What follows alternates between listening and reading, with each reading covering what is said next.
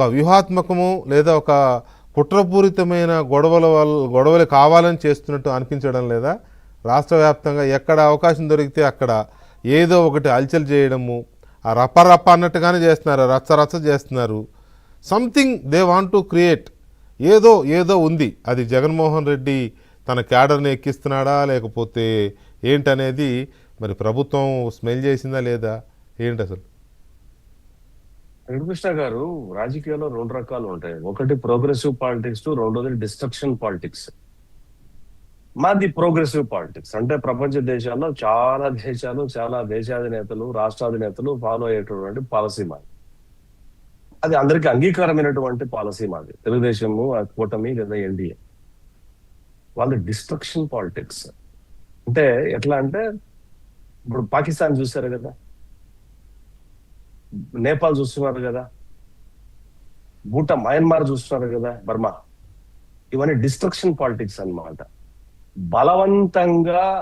బలవంతాన ఏమి చేసైనా సరే ఏదో రకంగా బెదిరించి, అదిరించి, కొట్టి, తిట్టి, మర్డర్ చేసి ఏదో రకంగా ఆ కుర్చీని అందుకోవటం అన్నది డిస్ట్రక్షన్ పాలిటిక్స్ లో అంతిమంగా ఉండేటువంటి ప్రక్రియ. ఇది అలవాటు చేసుకున్నారు వైసీపీ వాళ్ళు, డిస్ట్రక్షన్ పాలిటిక్స్. అంటే భయాందోళన సృష్టించి ఒక అన్రెస్ట్ క్రియేట్ చేసి, అబ్బా వీళ్ళు పోతే పోయారు, ఉండని లేకపోతే వీళ్ళు అక్కడ కూర్చుంటే గుమ్మనైపోతారేమో అన్న ఒక భయాన్ని సమాజంలో క్రియేట్ చేయడం అన్నది వీళ్ళ పాలసీ. వీళ్ళు చేయకపోతే కదా వీళ్ళు వైసీపీ లీడర్లు అనేది. వీళ్ళు చేశారు కాబట్టి వైసీపీ లీడర్లు అంటున్నారు. వైసీపీలో నిజంగా చెప్తున్నా, కొంతమంది లీడర్లు ఏదో పోనీలే వాళ్ళన్నా కొద్దిగా మంచిగా మాట్లాడతారు అనుకుంటే, మొన్న బొత్స సత్యనారాయణ గారు నాకు ఏమనాలో ఏం మాట్లాడాలో ఆయన ఇంకా అబౌట్ ఇంకో 1 or 2 ఎలక్షన్ చేస్తే రిటైర్డ్ అవ్వాలా.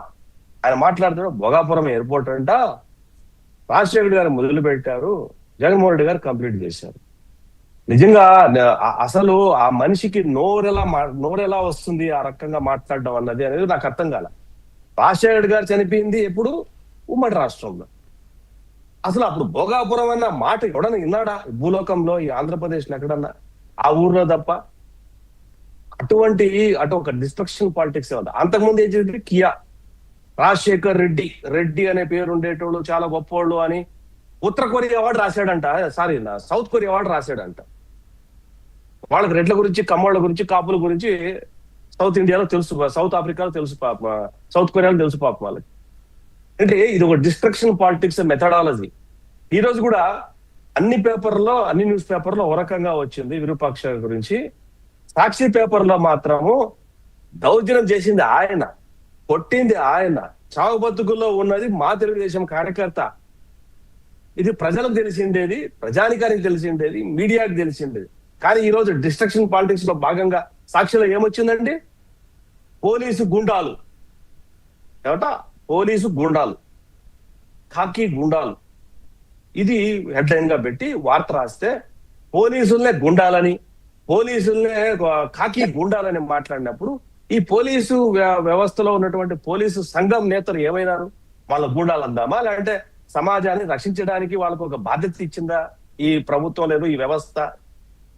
ఇక్కడే ఈ డిస్ట్రక్షన్ పాలిటిక్స్ ఎందుకు వీళ్ళు చేయగలుగుతున్నారు అంటే, కొంతమంది లాలూచి పడటం వల్ల. చూద్దాంలే, ఇందాక మీరు ఎవరు అన్నారు, మన జడ్జి గారు అన్నట్టున్నారు, ఏమని, సుప్రీంకోర్టులో Part 1 ఛార్జ్ షీట్ ఎట్లా వచ్చింది అంటే అడగాలి కదా, దాని మీద ఎంక్వైరీ, ఆ ఇంటర్నల్ ఎంక్వైరీ అనేది జరగాలి కదా పోలీస్ డిపార్ట్మెంట్ లో. ఇక్కడే సమస్య. ఈ డిస్ట్రక్షన్ పాలిటిక్స్ ఏదైతే చేస్తున్నారో ఆ డిస్ట్రక్షన్ పాలిటిక్స్ మీద నిజంగా సాగర్ పాయింట్ చెప్పండి. ఇవన్నీ విశ్లేషణలు ఇవన్నీ కరెక్టే, కానీ రాష్ట్రంలో జరుగుతున్న ఈ అన్రెస్ట్ క్రియేట్ చేయడము, లేకపోతే law and order situation create చేసే ఒక కాన్స్పిరసీ ఏదో అమలవుతున్నట్టుంది ఆ చివరి నుంచి చివరి వరకు స్టేట్ అంతా. అవును, అది దాన్ని ప్రభుత్వము మరి అది ఎలా డీల్ చేయాలి అనే దాని మీద కదా ఇప్పుడు ఒక చర్చ జరగాలి. కరెక్ట్, మంచి పాయింట్ తీశారు వెంకటకృష్ణ గారు. I will tell you. నేను గతంలో డిబేట్ లో బ్రీఫ్ గా 2 సార్లు మీతో డిబేట్ కు ఇటువంటి విషయాల మీద కూర్చున్నా లాస్ట్ 1 month లో. అప్పుడు ఒక మాట చెప్పాను, డీప్ స్టేట్ పాలిటిక్స్ అనేటివి చాలా విపరీతంగా దేశంలో పెరిగిపోయినాయి. డీప్ స్టేట్ లో భాగంగా కొంతమంది వ్యవస్థలో ఉన్నటువంటి మనుషులతో పాటు రాజకీయ పార్టీలు డీప్ స్టేట్ తో కలిపి పనిచేస్తోంది, రాష్ట్రాల అండ్రస్ట్ క్రియేట్ చేస్తోంది. ఇవన్నీ ఎప్పుడు ఢిల్లీలో అల్లర్లు జరగక మునిపే మనం ఒకసారి కూర్చున్నప్పుడు మీతో మాట్లాడాను ఈ విషయం కూడా. ఈ రోజు ఏం మాట్లాడుతున్నారు నేషనల్ మీడియా అంతా కూడా, ఈ మొత్తం అంతా కూడా డీప్ స్టేట్ పాలిటిక్సే.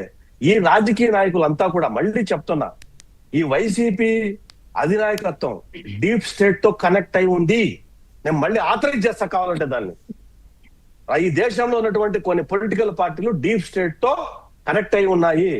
వాళ్ళ ఎయిమ్ ఒకటే, వాళ్ళు కోరుకున్న ప్రభుత్వం ఈ దేశంలో ఉండాలా, రాష్ట్రాల్లో ఉండాలా.